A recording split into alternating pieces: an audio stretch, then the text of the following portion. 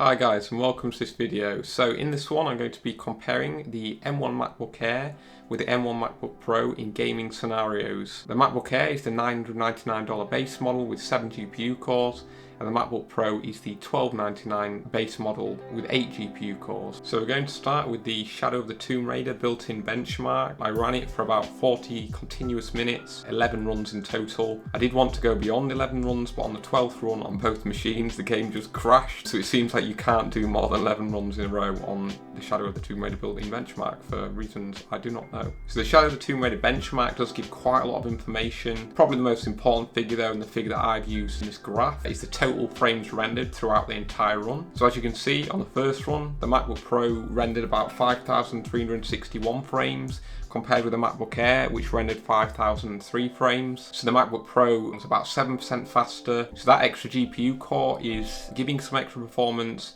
but roughly only about 7% extra, which when you consider the fact it has 14% extra GPU cores, it's about 50% scaling. The other thing we'll see here is that the MacBook Pro's performance is very consistent. It's roughly around 5,400, and that contrasts with the MacBook Air, which is not particularly consistent in its performance. So the second run is roughly 150 frames lower than the first run, and then the third run is another roughly 150 frames lower. And you find that it does keep dropping up until around the 9th run, where it is at about 4,400, and that's where it seems to level out. So on the first run, the MacBook Pro has a 7% performance improvement over the MacBook Air, but by the 11th run, it has roughly a 22% increase in performance over the MacBook Air. So we can see that the MacBook Air's performance does throttle over time. So the next game that I tested was World of Warcraft Shadowlands. So I did my testing on the Exile's Reach starting zone. This zone was added with WoW Shadowlands, so it is bang up to date graphically. I went and found a remote location where I wouldn't be disturbed, because I didn't want like other characters to be appearing on and off the screen and stuff like that, because obviously then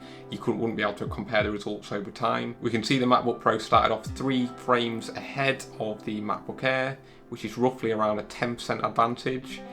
Over time, the MacBook Pro was very consistent, staying at an almost locked 34 FPS, although there were a couple of occasions where it dipped to 33. After around the 3-minute mark, the MacBook Air does start to throttle and the frame rate starts to drop. And I'd say from roughly the 3 to the 20-minute mark, there was a significant fluctuation in the frame rate. It was almost as if the chip was too hot, so it dropped the clock speed, and then some thermal headroom became available from the drop in clock speed, so then the chip decided to put the clock speed back up again, so the frame rate went back up again, and it was like this continuous cycle. After about 20 minutes though, it does seem to be much more consistent in its performance. It spends a few minutes at 26 frames a second, then 25 minutes, and then around the 30-minute mark it settles on 24 frames per second. By the end of the 35 minutes that I tested, the MacBook Air was on 24 frames per second and the MacBook Pro was on 34 frames per second. So the MacBook Pro had a roughly 42% improvement over the MacBook Air at that point, which is pretty significant, especially when you consider the fact that the MacBook Pro is around 30% more expensive than the Air.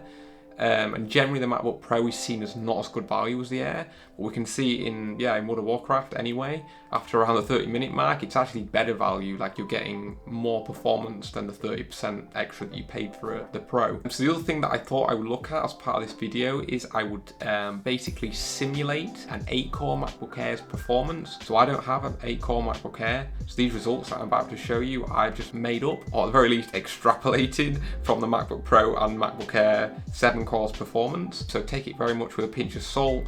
Don't base any purchasing decisions on this data. Please look online. I'm sure someone somewhere has got an 8-core MacBook Air that they've benchmarked. Use that to determine whether or not the 8-core MacBook Air is worth it. So we can see in World of Warcraft that the MacBook Pro performs about 9.7% better than the MacBook Air at 0 minutes, at which point the MacBook Air shouldn't be throttling. So if we increase all the MacBook Air scores by about that amount, we'll get to see how a theoretical 8-core MacBook Air performs. So it starts at roughly 34 frames per second like the MacBook Pro, and after 30 minutes it's on 26 frames a second compared with 24 on the MacBook Air. Another interesting tidbit here is that it is possible, and by the way I would not recommend this to anyone unless you are very tech savvy, it's possible to mod the MacBook Air to increase its performance. Now this involves basically taking the back off the MacBook Air and placing some relatively inexpensive cooling pads that you can buy online over the M1 chip's heatsink, and what this does is it increases the conductivity of the M1 chip basically, and allows it to emit heat better, and as a consequence it doesn't throttle as much, if at all. In fact, it generally performs around the same as the MacBook Pro. Obviously the downside to this is though is that it could potentially void your MacBook Air's warranty. Also, the bottom of the MacBook Air is going to get very hot, so if you do this, you're not going to want to use the MacBook Air on your lap, I don't think. So yeah, I'll include a link in the description below to another video which goes over that in more detail if you are interested. I do think it's pretty cool myself, but it certainly isn't something I'm going to do to my MacBook Air personally. So it's really interesting to see how the M1 MacBook Air and the M1 MacBook Pro compare in gaming scenarios. It's clear that the Pro is far better in gaming, or basically anything that requires sustained performance over a significant period of time.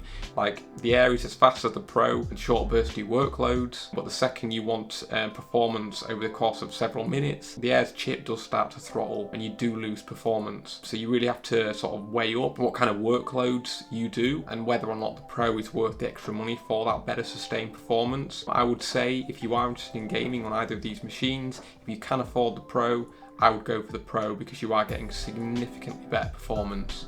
So thank you very much for watching. If you enjoyed this content, please consider liking and subscribing. It would be very much appreciated on my part. So yeah, thank you. Cheers. Bye.